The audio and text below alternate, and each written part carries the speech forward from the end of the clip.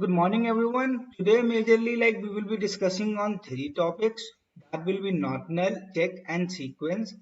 Again, these are part of DDL, which is data definition language, and we use all of them mostly in create table or alter table. So we will discuss about alter table later, but yes, let's discuss about not null for now. So what exactly is not null? So whenever we are creating up a table and we say that tasks. Whenever we create a record in task, we may assume that there should always be a estimated end date. We will say this as estimated end date. So there should always be an estimated end. So what should be the value? So we say that this should never be null. So this is very clear from the words. Not null means that whenever a record is put into a table, it should never be null. So I will just straight away, I will just go ahead and drop this table first if this exists and then create this table. So this table has been created. You can see over here.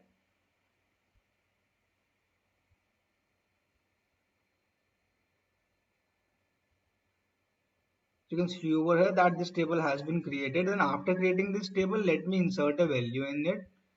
So I am inserting a value in which we are putting up the current date. So why it is giving me an error? Because I have changed this particular column name from start date to estimated end date.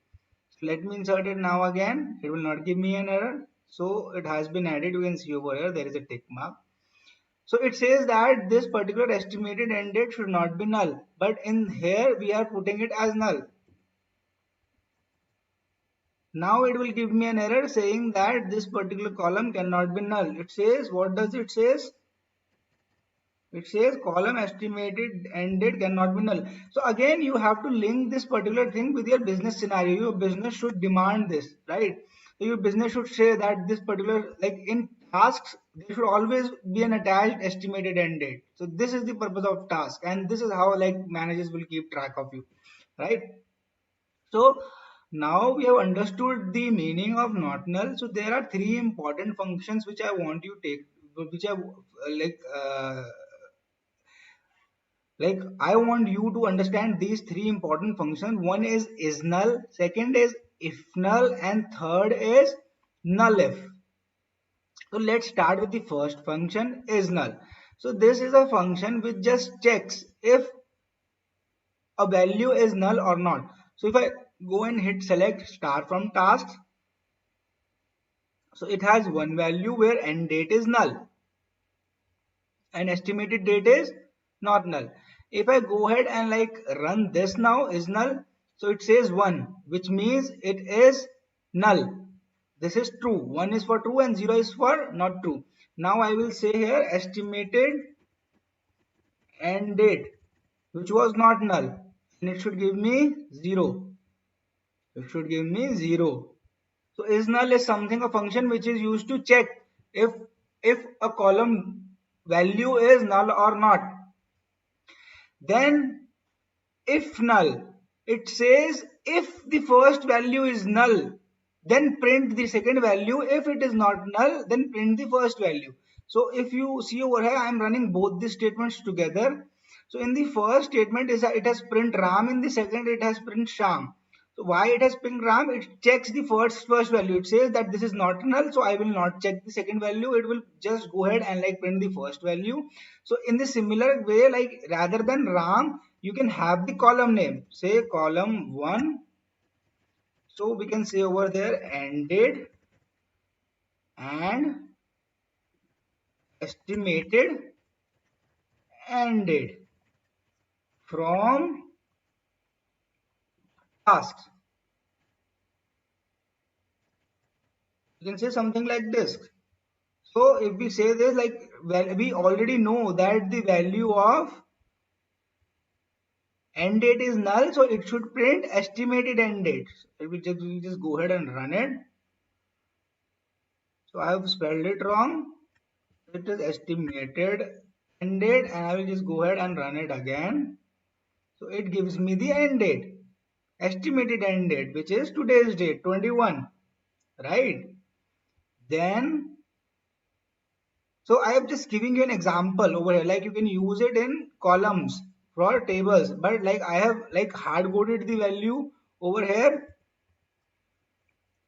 Now if we see over here, so these two are the same case. Here end date is null, that's why it is become the value of the column second. But if it is ram, if the first is not null, then it will just print the first value. This is the purpose of if null. Now what is the difference between if null and null if null prints the first value if it is not null, and prints the second value if first value is null. Null if checks both of these values. If they are same, it will print null. If they are not same, it will print the first value. So I will just go ahead and run this. So both of them are not same, so it has printed first value. Now I will go ahead and change this to Ram, and I will change this to Ram. So both of them are same in this statement. I will go ahead and run it. It will say null. So there are three major functions in not null case. So you have to learn them. First is null, which is used to check whether a value is null or not. Second is if null, which is used to check if the first value is null, then it prints the second value. And third is null if. It is used to compare two values. If they are same, it prints null. Now we will move on to the next constraint, which is check constraint. In check constraint, what we do is like there might be a scenario where we need to make sure that price of a part should be greater than 20. This is our company policy, which says that price of a part should be greater than 20. So this is where check statement is required.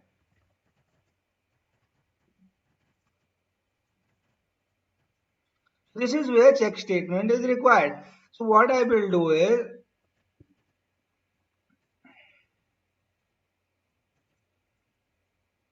I will put up the column name, the data type, the constraint not null, it should not be null, the price, there should always be a price attached to a part, and check if this price is greater than 20. Now I will go ahead and put up a value where price is minus 100 or say 10, which is less than 20. So let me create this table, and like first I'll clear over here so that it is visible to you. After creating the table, I will be inserting the value. As I insert the value, you can see over here it says that check constraints part check 2 is violated. So what is part check 2? Which is this. Now if you want to see if a table has these kind of constraints or not, you can just show create table paths. So this will show you what all things this particular table has. So you can see over here that this particular table has,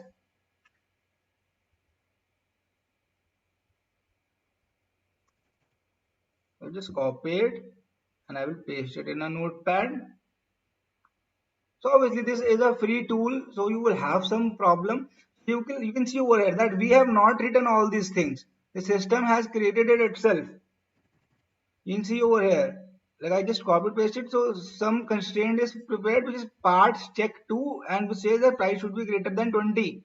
And this is where price is. This is how like there are different ways of writing things, but at the end the we have talked about the optimizer and query parser, right? This is done by query parser.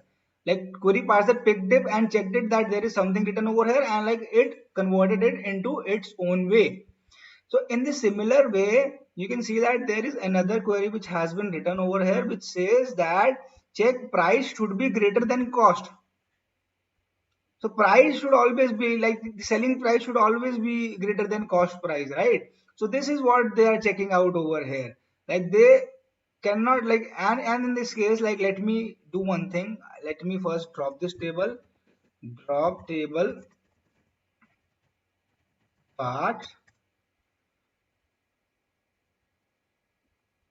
and then create it again. After creating the table, let us insert the value. Say constraint price check greater cost is violated. And where is the constraint? This is the constraint. This has the same name. You can see these two names. This has the same name. this name parts take greater cost and this name parts take price greater cost. So check constraint is something which is applied to make sure that a particular criteria is met about the value of the particular column, right? Then we have sequence. So from very start we are using this word auto increment. So this is what sequence is. Sequence itself is defined by the word itself. Sequence means 1, 2, 3, 4, 5, 6. So this is a sequence. So whenever we are creating up a table, say like this, and then we are inserting values into it. So this is not required here. We already discussed about it. So when we are inserting value into it, now let me go ahead and say select star from task and let me see it. So you can see over here that this particular insert statement has 4 titles, 5 titles, 1, 2, 3, 4, 5, and the ID is also 5, 1, 2, 3, 4, 5, and this has been auto incremented. This ID has been auto incremented. This started from 1, then 2, then 3, then 4, then 5. So this auto increment maintains a sequence as per the English language, and this is what sequence is. So with this, I bring this lesson to a close. In next lesson, we will talk about the primary key and the compound key, and then after that, next lesson, we will talk about the foreign key. Thank you guys. Have a great day. Please do not forget to like and subscribe the channel.